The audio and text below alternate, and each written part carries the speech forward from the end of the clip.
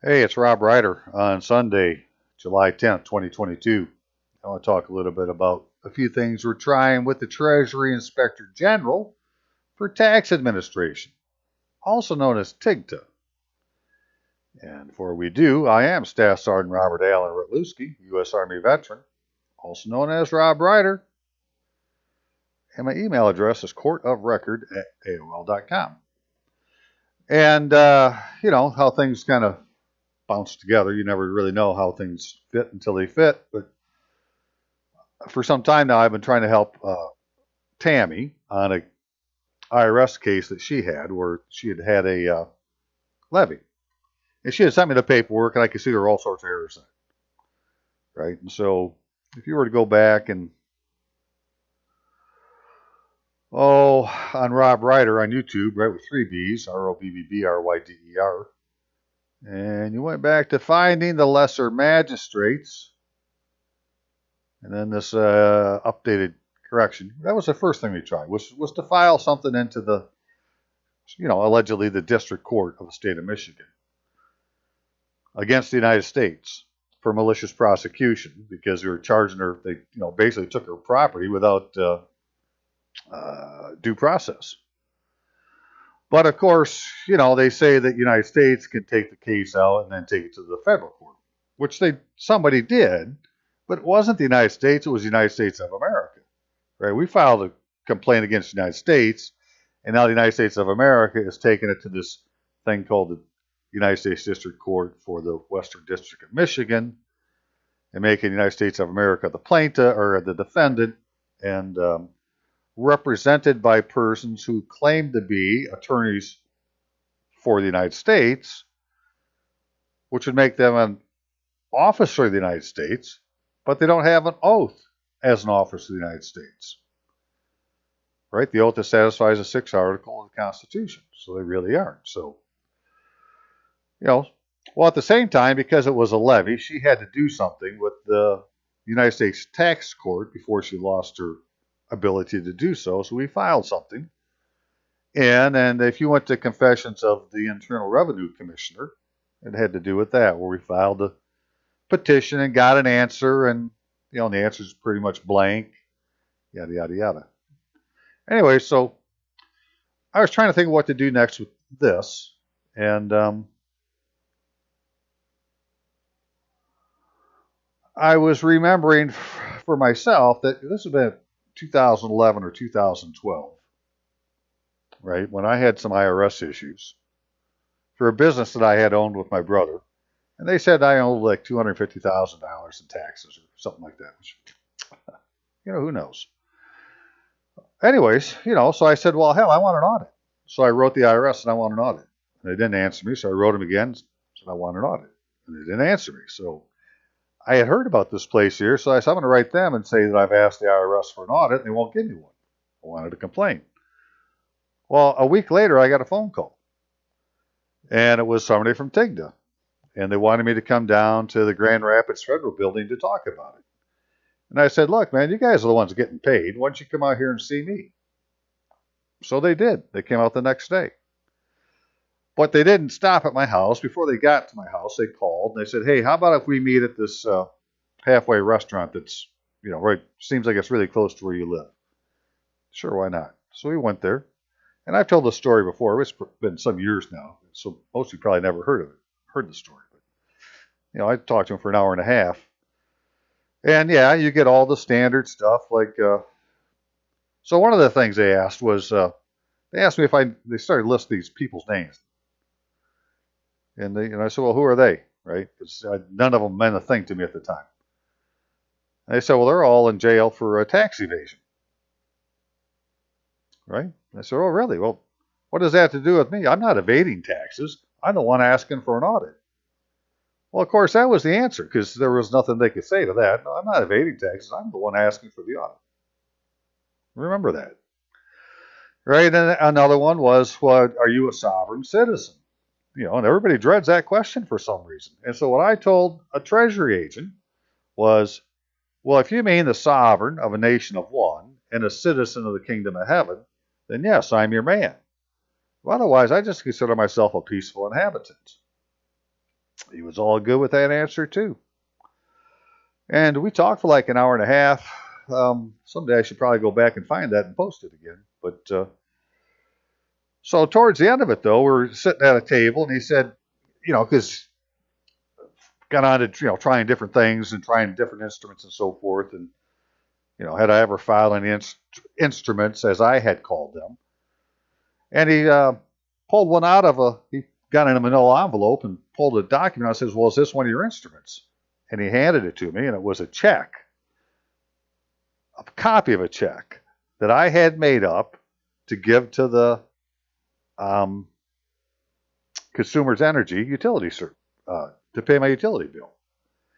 And I had written it for $2,000 because I owed like $600 in utilities or something like that. And I said, here, just go ahead and negotiate this and send me a check for the balance.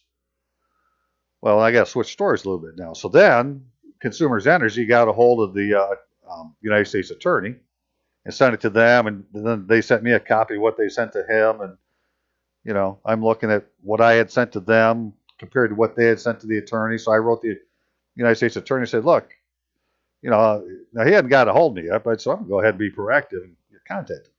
I said, the Consumers Energy said they'd done this and this and this. And, and I can tell you this, that what they sent you is not a complete record of what I have sent them. And unless you have some right to, unless you're claiming the authority to deny my ability to contract, there's really nothing for you to do.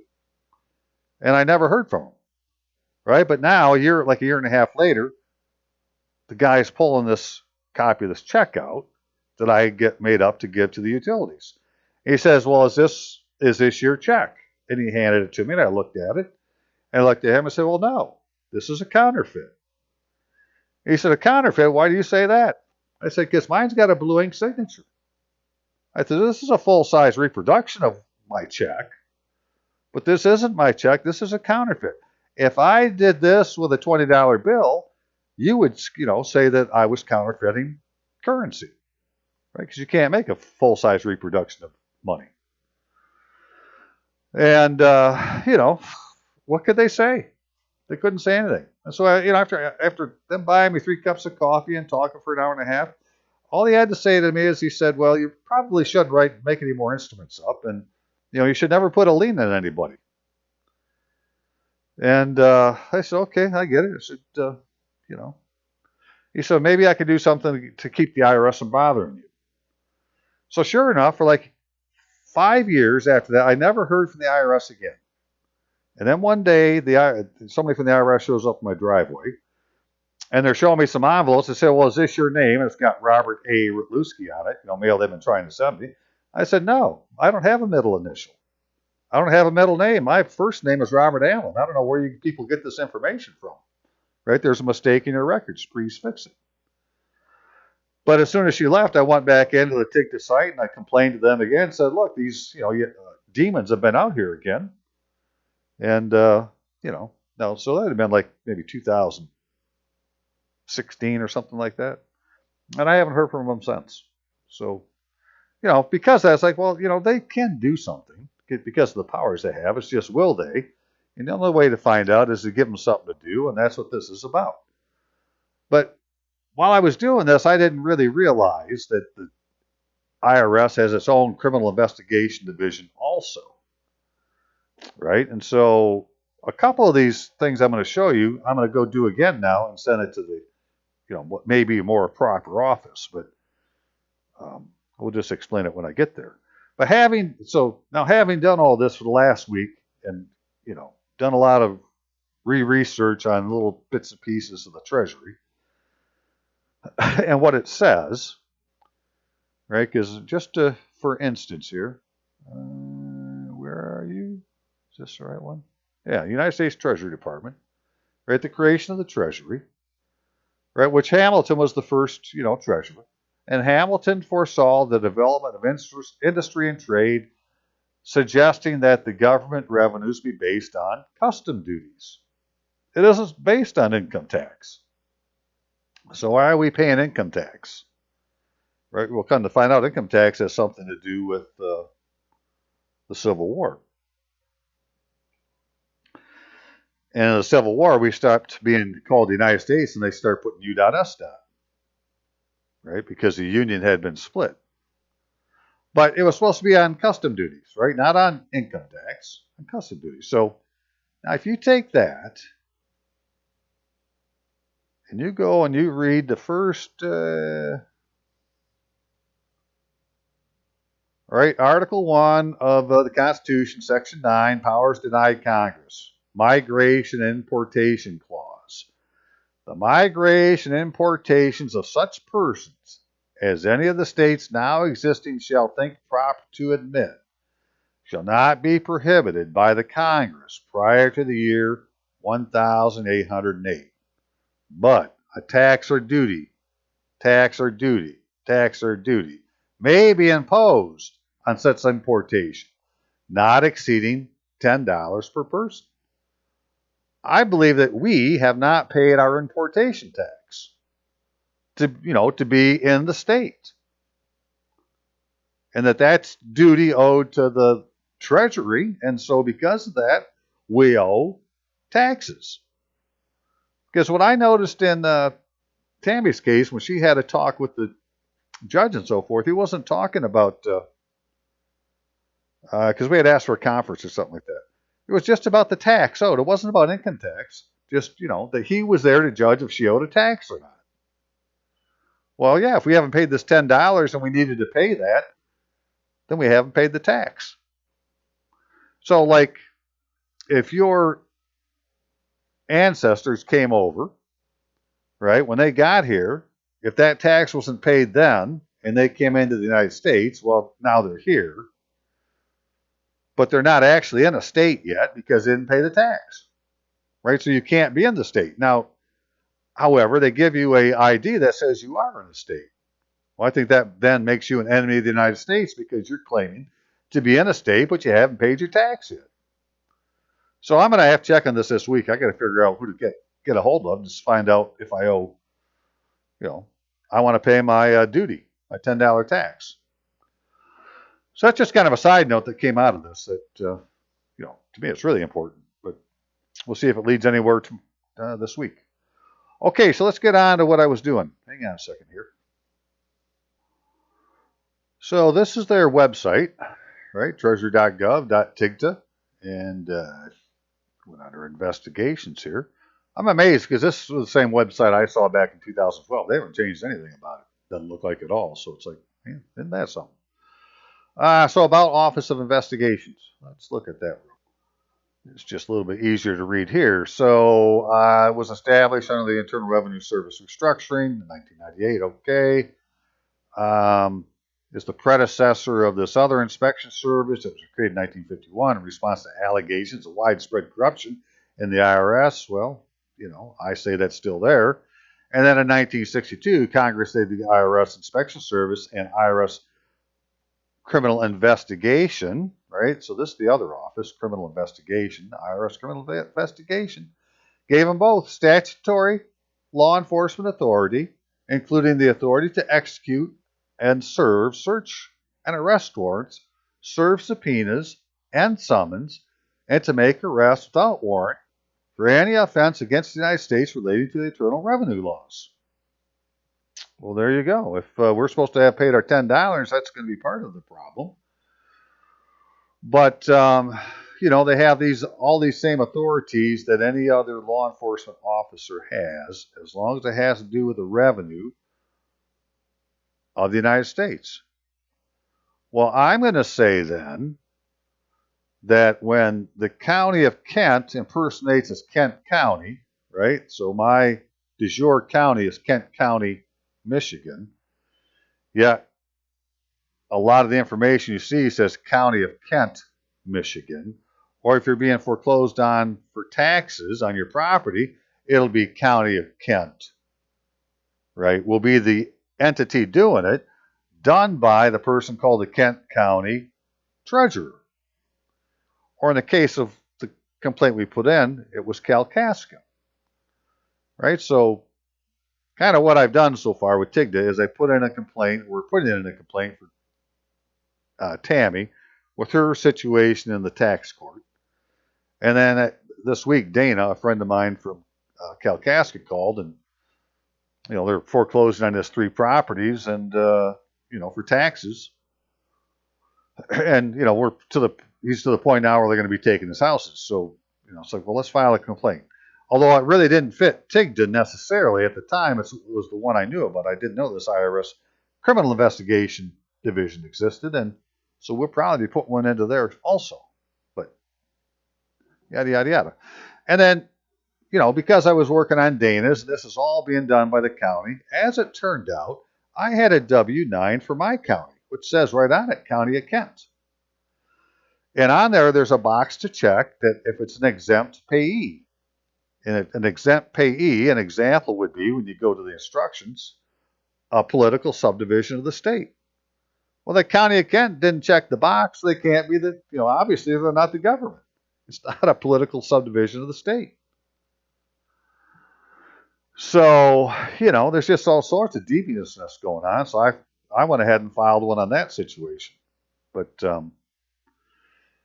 again, I don't know that it was a perfect fit, because I had to say, I'm just assuming that this could only happen because, there's rogue IRS agents letting it happen. How could you let somebody pretend to be the government of a de jure county of the United States and not have somebody in the IRS involved in it?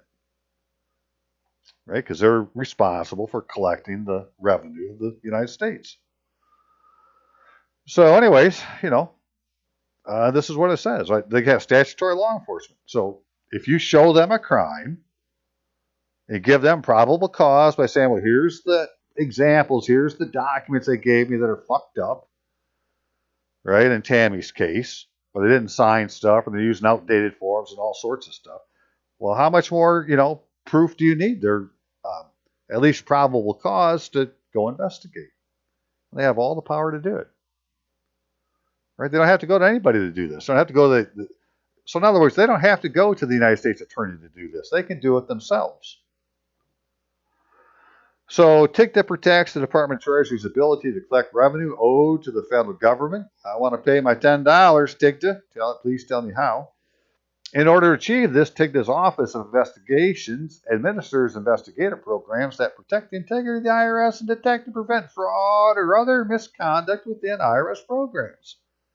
Well, I say there's some of that going on, so especially in Tammy's case. So hers is a natural fit for this. If you have an IRS issue, right, then you want to complain to TIGTA. But if you have other issues that may have to do with the revenue of the United States, well, then apparently we should probably be going to this IRS criminal investigation office. Unique responsibility to conduct investigations that proactively and reactively protect the Treasury's ability to collect revenue. TIGTA OI conducts investigation programs that investigate allegations of IRS employee misconduct. I got a few of those. Employee integrity, yada, yada, yada, right? So TIGTA is dedicated to investigating external attempts to corrupt or interfere with the administration of internal revenue laws. External attempts to corrupt tax administration include bribes offered by taxpayers to compensate IRS employees, manipulation of IRS systems and programs through the use of bogus liens,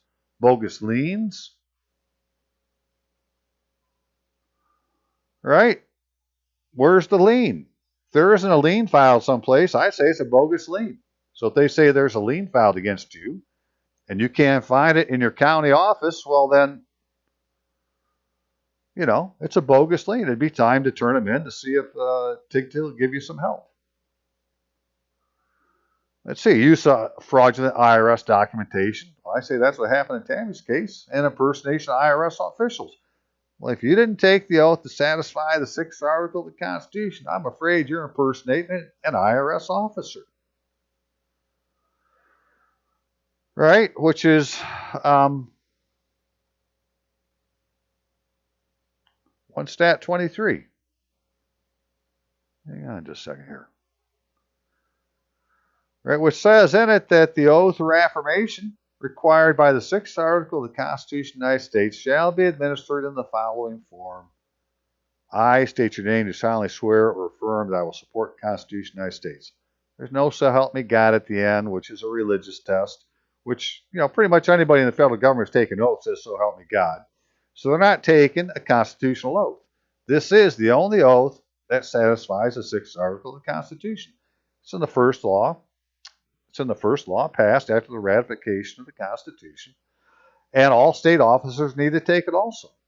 So that'd be like your governor and your attorney general and your secretary of state and your judges and the justices of the Supreme Court and county officers, because they're really just it's like the state local, right? It's a local branch of the state. Basically anybody who's in the government. If you want to claim an office in the government in the United States, well, the first thing you need to do is take an oath to the Constitution of the United States. It's pretty simple. Well, they're not doing it. Nobody is. All right, so Nancy Pelosi's not in Congress. Neither is Chuck Schumer. Neither is Whitmer. Gretchen Whitmer. She's not the governor of Michigan. She didn't take an oath of office. And it goes like that all the way down to your township, all the way down to the dog catcher. They all had the same problem. Well, because they haven't done this right, then we could say technically that they are obstructing the revenue of the United States. Because they were supposed to be taking these offices. They got elected to them. They just never qualified because they didn't take the oath. And yet they're trying to use the powers. Well, they're not trying. They are using the powers. Well, that's usurpation of office. It's just, I never took it to Treasury. I took it to other people, but Treasury's, got its own gig going. Okay, so just real quick then, if we go to IRS criminal investigation, right, complaint, as it turns out, hey, they got an office, right? So call it criminal investigation. And report tax fraud. Let's see what we can do here. Report tax fraud. It takes you this here, and it says you fill out this information referral.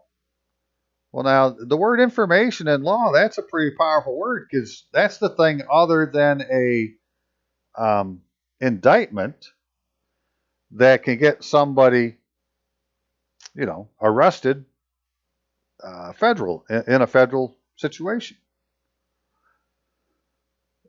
And so, yeah. Let's see what that looks like.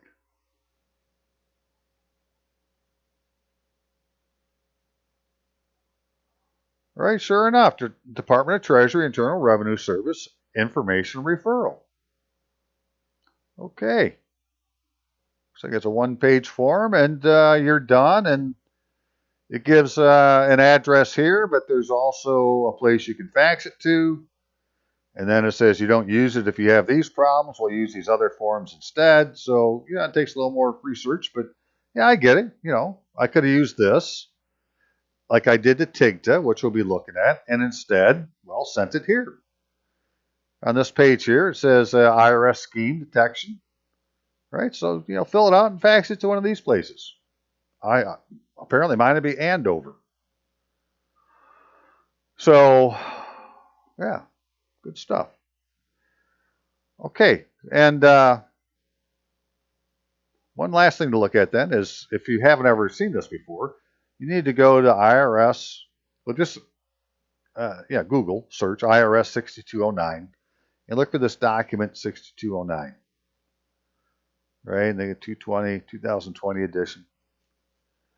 And if you go to section 2 of this, it'll list all the forms and publications and so forth, used by the IRS.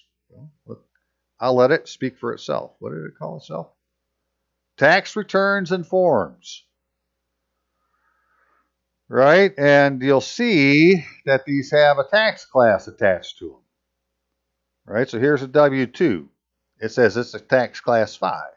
Well, all W-2s are tax class 5s. 55555. How about W-4s? 4s, well, those are 5s, right? So those are all 5s. Okay. Well, how about a 1040 form?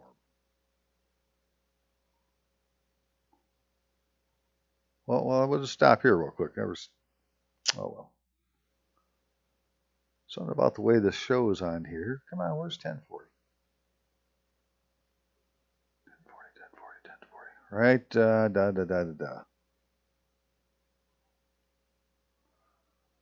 All right, 1040 easy is a 2. Looks like all these 1040s are 2s or 6 and 2 and could be a 6. But they're not 5s. Well then, why would I be putting things that are tax class 5 on forms that are tax class 2? Right? U.S. individual income tax return is a 2. So there's no reason to put things for a 5 on here. As it turns out, 5s go to gift and donations. Excuse me, not gift and estate. Gift and estate. Right? But it's not income. So, I can only tell you what it says, right? This is why it never made sense to me why we were doing all this with the taxes. But when you complain about this stuff to them through the court system, they don't seem to pay any attention to it. They don't really care. So there's just something wrong there's a disconnect here somewhere.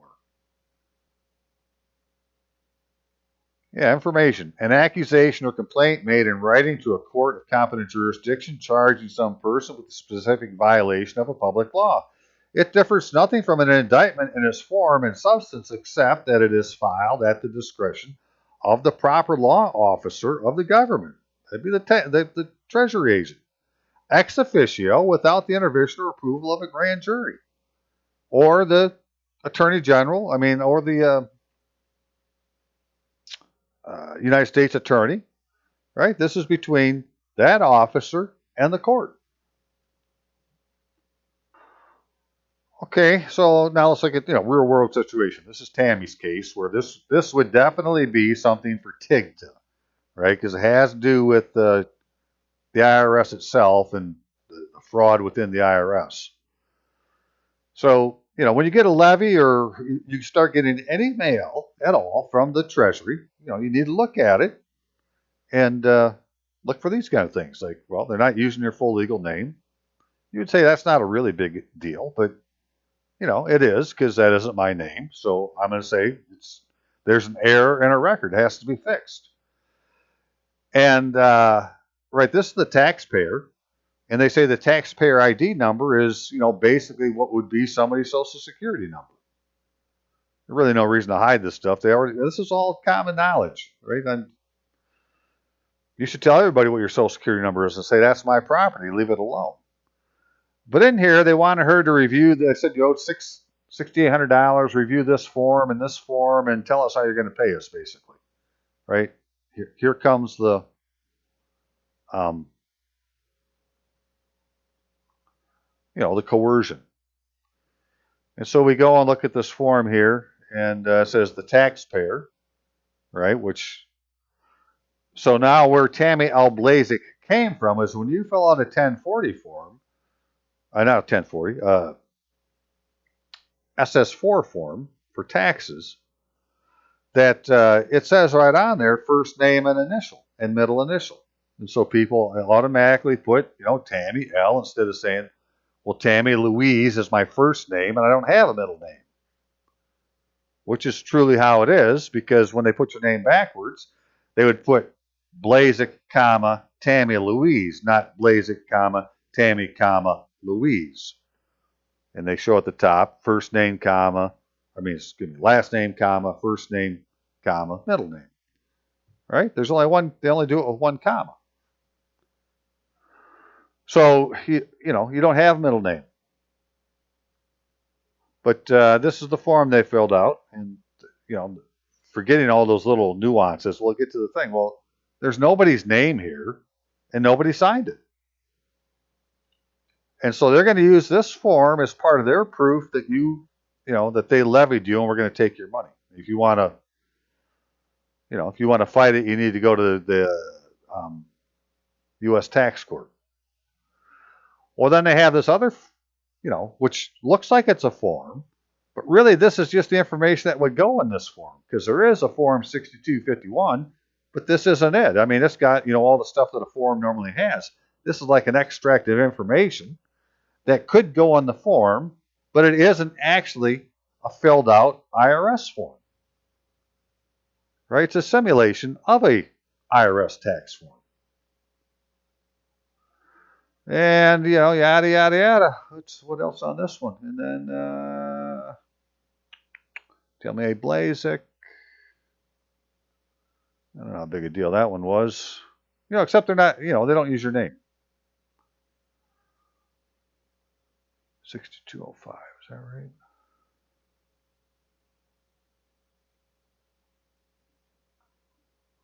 All right, and then they gave her this form, which was supposed to, levy disclosure, having something to do with the Michigan Department of Treasury. But look, the form's from 1992. And you go now and look on the Treasury website, they don't use this form. It's not there anymore. Right? But it was the Internal Revenue Service versus State of Michigan and Blazik, Tammy L. Under some levy account where they don't put the number. I mean, they give the taxpayer number and they give all sorts of stuff, but they don't give the levy account number. So you're being levied against some account number that doesn't really exist. It's got a bunch of X's in it. Right? The Treasury, the state of Michigan discloses what? They disclose nothing. There's nothing in here at all. So, it's just, crazy stuff. Then, they look like they're using her address, but her +4 isn't 0000. It is somebody's. I mean, that number goes to something, but it isn't hers by where she lives. So it'd be interesting to know who gets 0000. Because I think isn't the postmaster takes 9999, right? Well, who gets 0000? Because that's what they said. This Blazik Tammy L, that's her address. What else did she get? This is when they start sending you paper, they're sending you all sorts of stuff. It just never quits coming, right? So you got to stop and, don't put return to sender on it. That's not going to do you a damn bit of good, right? You got to look at it, find the errors and bits about it. And so now they put this form 6668W in, right? But this form is not on the IRS website. And look at how they're doing her, now how they're doing her zip code. Right? Before it was 0000. Now it's 8542204. And they did Michigan's the same way. Now that is like a 12-digit zip code, right? But I hardly ever see a 12-digit zip code being used. Because what they do, like hers is 320. You take the first two numbers, that's the 20, right? Of the 12th after the 9th 9-digit zip code, there's a 204. The 20 go to the last two of her street address. But I'm not really sure where the 4 comes. That's supposed to be some kind of check digit, and I've never been able to find out what all the different choices might be. But they used a 4 for her, and they used a 4 for Department of Michigan, or Michigan Department of Treasury. So, just one of those little things. But like I said, they don't have this form on their website anymore. And is there anything else very much in here? Nah. Looks like the same thing again. I don't know why they have it more than once. They just send her the same thing 2 or 3 different times. And one last one. What do we got here? Last day to file a petition. She had a notice of deficiency. So we had to file something with the tax court. And here's another one, 5564. This isn't a form of the frickin' IRS. Right? They don't have forms like this. At least not now. Right? But you go down here and look, and this is from 1992. So this isn't the IRS doing this. It's somebody impersonating the IRS doing this. I'm just saying we're not being charged for taxes. We're being given paper, right? No examiner's signature, no examiner's name. There's nothing on here. And that same thing again, where this isn't a form. This is just the stuff that goes in a form. Okay, so we did all that, and then we had to file a petition with the tax court. So now hang on just a second. Right, so this was the answer they filed. And, it doesn't have much at all. Admits, denies, unnumbered pages, yada, yada, boom, boom, boom. Who knows what they meant by any of this? Because, admit to what? What number 1, 2, 3, 4? But what they do when you get to who did it, so now remember, this petition is against the commissioner, and the commissioner is being represented by, right, the counsel, which would be Drita Tonuzzi. But Drita didn't sign this. Somebody named Lawrence Sled signed it. Well, he's not the one that's representing the commissioner. Drita is. Drita had to sign this, but Drita didn't sign it. And so you can see if the one you're supposed to be talking to is the representative or the commissioner's attorney or commissioner's legal counsel, we should be writing to Drita any questions we have. But they have it go by this byline to this other guy who really has nothing to do with this. Right? So you send information to him and he acts like he's answered or they played some fucking game or whatever. But you didn't really contact the commissioner's counsel, which is Drita Tonuzzi.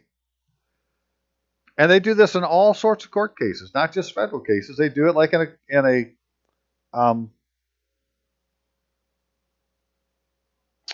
a foreclosure. Well, they have the name of some law office as being the attorney for the plaintiff. Then they have a byline with somebody else who had signed it. Well, they're not the attorney for the plaintiff. The attorney for the plaintiff is the person that said they were the attorney for the plaintiff, which was the the attorney firm, not a particular attorney. And this is how they keep us from contacting the proper person. That's my opinion. That's just looking at the paper. But so this is what we're going to complain about, this right here, and all this other paperwork that we just saw. So if you go back to TIGTA now, it says you can report a crime, right? So let's do that. Then it gives you all these different choices of things you could do, and because of what it was, we picked IRS scams and frauds. And that says, here's some examples of things we're talking about. So, but it ends up, it's a real simple form. It's all the same form. All that ever changes is what do you put up here? What's the issue type? Right? So, but they keep giving you the same form, which is your information. Then you get 500 characters to say, well, what happened? So we're not talking, that's not 500 words, that's 500 characters. You got to get to the point in a hurry. Did you suffer any financial loss? Did someone steal your personal or sensitive information? Yes, your identity. If you ever do this, yes, they stole your identity because they took Robert Allen Bertluski Social Security account and they gave it to Robert A. Bertluski, taxpayer. Right? And Robert Allen doesn't have it anymore. Something like that happened.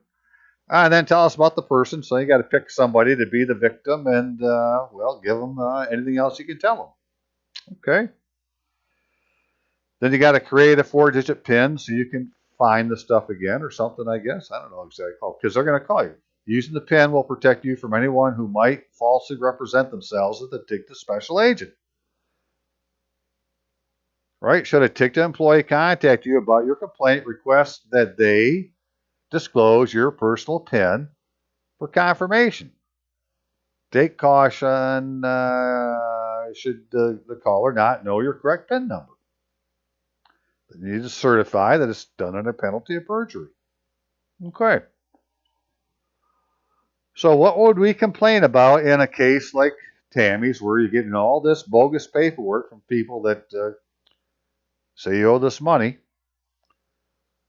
Well, you could say it's a scam and a fraud and then say individuals impersonating as public officers and in total disregard for the laws of the United States have mailed me IRS documents with errors and omissions, simulated IRS collection proceedings to seize my property, and corrupt my attempts to petition the government for redress of grievances. Outdated and unsigned forms and coercion were used to unjustly seize my estate property by levy, and now the IRS Chief Counsel Office and Tax Court Judge impostors are obstructing justice. Right? Because none of these people have an oath of office. Make them prove it. Until they do, they're an imposter. Right? So then who would we pick? I said, well, let's pick Drita. Right? Because she's the one who was supposed to be the counsel, and she didn't sign her own document. She had somebody else sign it and submit it. It's a court record. Right? And, well, this is the address for the chief counsel's office, so, that's where that came from. In the IRS, when they do every government agency is a bit different on how they have their peeps do their names, right? But it looks like in the IRS, it's first name, period, last name. Sometimes it's last name, period, first name.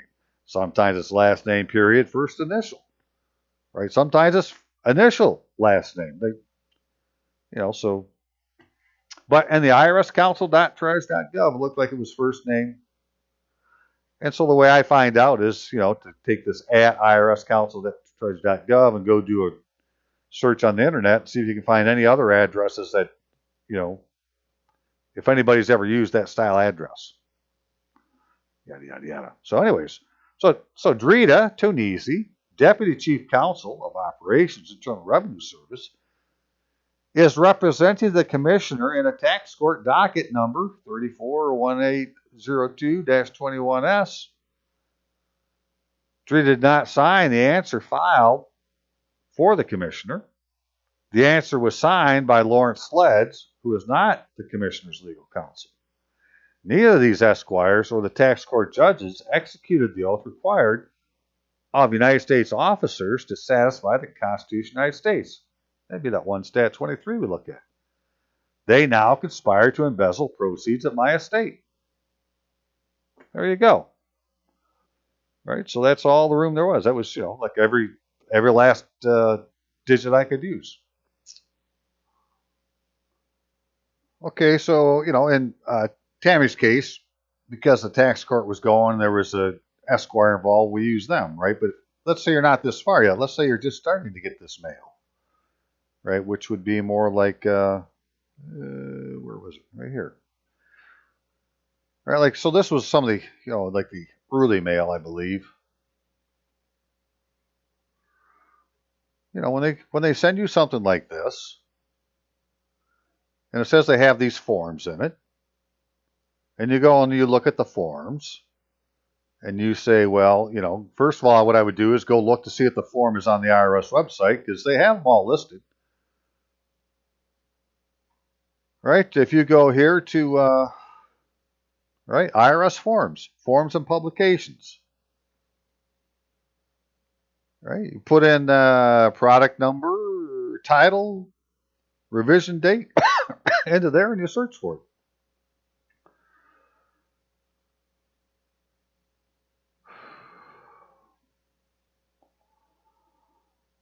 But the big thing is, right, when you get down to the part where they're supposed to have signed it. All right, It's got, no examiner signature and no name, just tax examiner. Well, that isn't right. Well, who sent this to you? Right, somewhere in here it had a name. Where was the name at, right? So I'd be blaming this person right here. Christine Davis. It's her fault. Operations manager. That's who you would give as the name to the IRS for, the thing you're complaining about. Just do it as soon as you get the paperwork. Send it to TIGTA. If it doesn't have a signature on it, send it to TIGTA. If you can't find the form on the IRS website, well, send it to TIGTA. If they extract information to make it look like a form, well, send it to TIGTA. Right? Immediately. That's what I'm talking about. Okay. Let's go look at another one. Hang on a second here.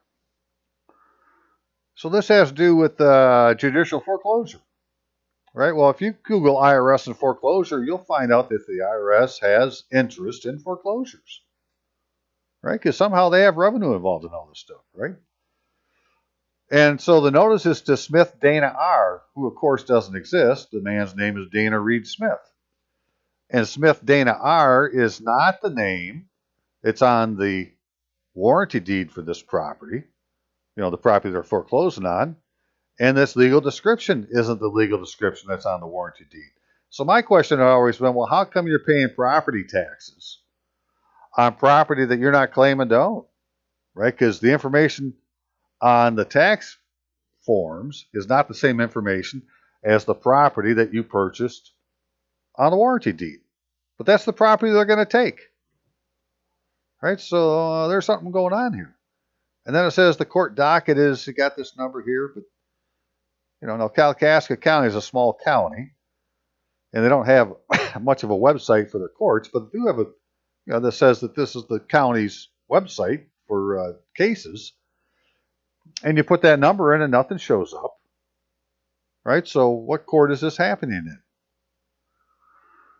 But they're foreclosing, and if you didn't pay so much money in such a period of time, then they're going to foreclose and take his property. Welcome to America.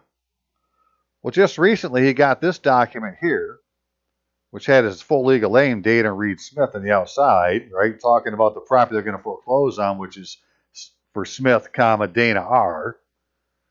Right? And it says Kalkaska County Treasurer on the front. And then, it has this postage stamp here. But this has not been canceled. Right? It's come out of a meter. I mean, it's a revenue stamp, basically, but it's not been canceled. Because they do the same thing with the revenue stamps that they put on your warranty deed to prove that you paid the property, is they put a revenue stamp on it for the amount of the taxes for the transfer, but they never cancel it.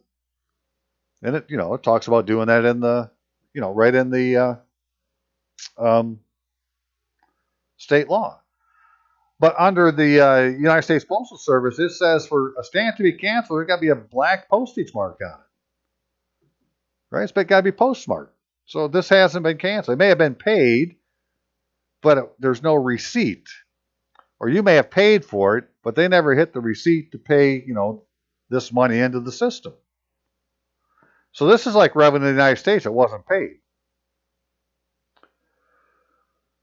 But, that's, just one more little detail. And then on the other side, now remember I said on the front side, it was Kalkaska County Treasurer. But inside it says County of Kalkaska. Right? Well, the proper name of the county is Kalkaska County. And so the county treasurer for the County of Kalkaska should be Kalkaska County Treasurer, not Kalkaska County Treasurer. The Kalkaska County Treasurer is just the name of an office that's in the County of Kalkaska, which really isn't the government, it's the people impersonating the government, because these people, although they could have been elected, right, they got the votes, they didn't take the oath. So they're usurping an office. And, here it says Valerie Thornburg, County Treasurer. Okay, well, let's go back and look on the outside. It didn't say Kalkaska County Treasurer. It said Kalkaska County Treasurer. So, the name of the county is Kalkaska County, and the office is County Treasurer. You got to have two counties in there. There's no way around it. And the stamp hasn't been canceled. No black postmark on it. Black is used to cancel stamps. It says so in the frickin' postal manual. And again, the reason I did this with Dana at the time was because I was already thinking about doing it with Tammy's and the case I'm going to show here next. But, while it didn't seem like a completely proper fit, they did have others. So I said, well, we'll just put it in. And, at least we'll have told the Treasury what's going on. And if they contact you and say it was the wrong office, well, then tell them to send it to the right office. Right? If they know it's the wrong office, then they must know what the right office is. Just don't let them give it back to you. You've told the government what's going on. Well, let's go see what we told them. Right, so in this case, what we said was that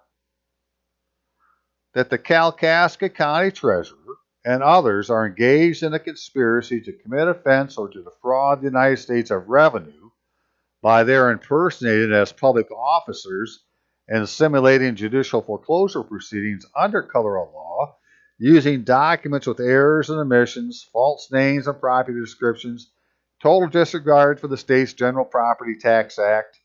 These individuals did not execute the oath required of the state officers to satisfy the Constitution of the United States. I did a whole couple of videos on all the things that were wrong on this tax information with Dana's case, but it was a couple of years ago, so I had to see if I can remember where it is, and I'll talk about it more in my next video. But hey, let's just put it in, right? We don't need to be perfect; we just need to be active. So that was the paragraph 1, right? What's the problem? Now, what can you tell me about Valerie? Well, Valerie Thornburg is impersonating as the county treasurer of Kalkaska County, Michigan, using the title Kalkaska County Treasurer as a member of an organization named County of Kalkaska, whose members impersonate as duly elected public officers and usurp the sovereign power of the de jure state of Michigan.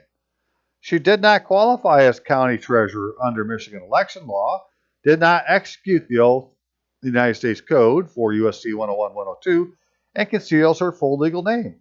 She is not alone. Right? So, again, I don't know if it was a perfect fit, but this is what's happening. Because they're usurping these offices, it has to affect the revenue of the United States. And one way it certainly does.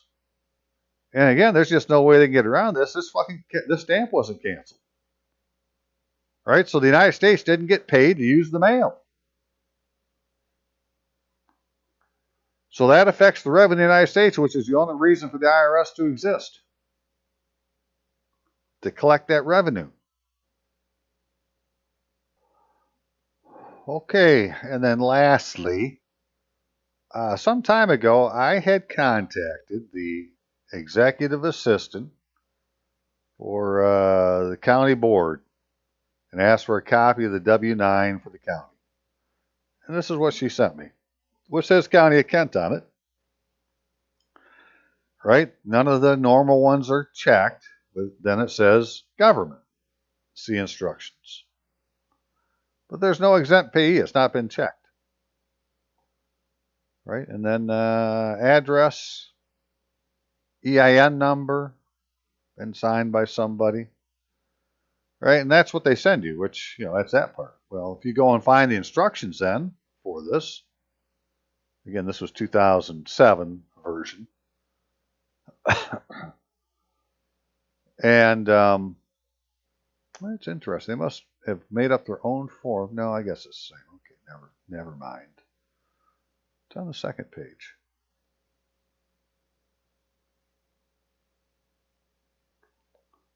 Right, and they call this the exempt payee. When you go to the instructions, it's also exempt payee.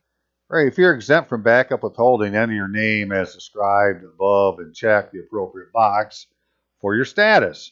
And then check the exempt payee box in the line following the business name, sign and date the form. Generally, individuals, including sole proprietors, are not exempt from backup withholding. Corporations are exempt from backup withholding for certain payments, such as interest and dividends. Note, if you are exempt from backup withholding, you should still complete this form to avoid possible erroneous backup withholding. The following payees are exempt from backup withholding. And it goes on to list them. And it says the United States or any of its agencies or instrumentalities, a state, the District of Columbia, a possession of the United States, or any of their political subdivisions or instrumentalities. Right? Well, then, the government should be an exempt payee. Right? The County of Kent, if it's the government, should be exempt payee. But they're not. So guess what? They're not the government. They're just pretending to be. Right? Just like the County of Kalkaska. This is the way they do it. You have, Kalkaska County, County of Kalkaska. You got Kent, Michigan. County of Kent. So this is wrong. It's like, well, this isn't just one little thing. Now, this is the whole thing we call the county.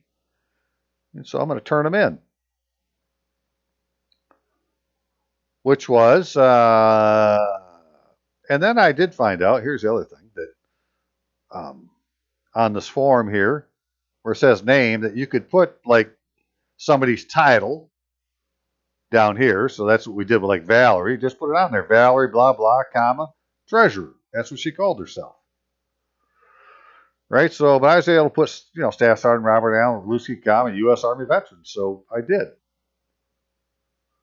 Right? Because technically it's not your identity. It's just your name. Well, you can call me this. So Form W-9 for the County of Kent with their EIN number does not indicate it as an exempt payee, and therefore the County of Kent cannot be a political subdivision of Michigan. It is also not registered as a corporation domiciled in Michigan, right? Because you can go to a certain site, if you put in, corporation, look up and your name of your state, you'll find the place. You can go put in names of corporations to see if they're registered to do business in your state. Well, there's no County of Kent registered. Right? Its members impersonate as public officers of the political subdivision, Kent County, Michigan, even issuing false financial reports to citizens of Kent County. They have not executed the oath in 4 U.S.C. 101 and conspire with rogue IRS employees. Right? My theory being you couldn't get away with this unless somebody in the IRS was helping you. Right? So Alan G. Vandenberg and Jeff Dude prepared a financial report for the County of Kent, Michigan Board of Commissioners and citizens of Kent County, in which is claimed the County of Kent is local government and was audited in conformance with GAAP, generally acceptable accounting practices or something like that.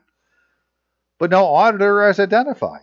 Riemann Robson, LLC, certified public accountants, gave an opinion, but it's not named as auditor, nor is it licensed in Michigan to audit public money. This systemic fraud requires IRS employee conspirators. Right, that was my theory. So this is what I'm talking about now. So if you go back here and you say, okay, well, let me go and first of all, let me get the county's W-9 form. Right? Where would you get that? Well, you get it from the county, right? So you got a county board of supervisors. They're going to have an assistant or something. That's who I'd go to. But the county clerk should be able to get it for you. The county treasurer should be able to get it for you. All sorts of places. You just want the county's W-9. Send a FOIA and get the county's W-9 form. Right? And see if they check the exempt payee box. If they didn't, well, now it's time to complain. Because they're not the government. But this is the thing that they do, right? So here's County of Kent, Michigan, Annual Comprehensive Finance Report, commonly called a CAFR, which in this thing, it will show that, if you were to look at the assets minus the liabilities, right, for the net, there's like $1 billion net that the County of Kent is holding in different accounts above and beyond what it takes to run the county. If the county paid off all of its bills, it's $1 billion over.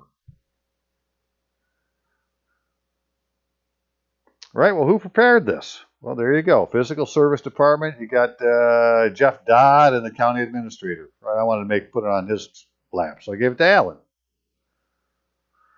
But they go in here to say,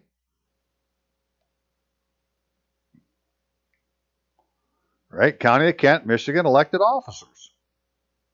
No, it's Kent County, Michigan. That's who had the elections. Right? My district person is called the Kent County, commissioner.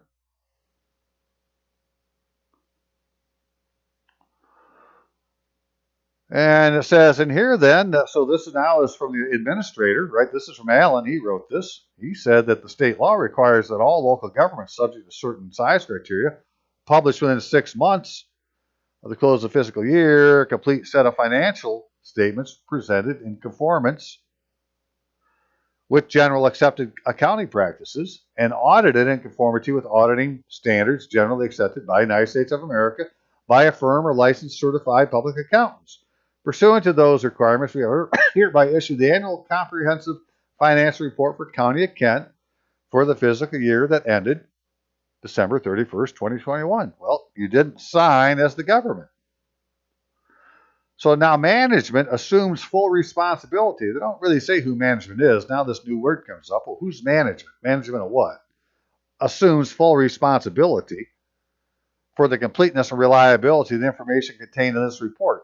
Whose management? Right? It's like saying the establishment. Well, who is that? Based upon comprehensive framework of internal control that it has established for this purpose. Yeah, I get it. Okay. Riemann Robson LLC, certified public accountant, has issued an unmodified opinion of the county's financial statement for the year ended, right, December 31st, 2021. They didn't say they audited them. They just gave an opinion. The independent auditor's report is located at the front of the financial section of this report.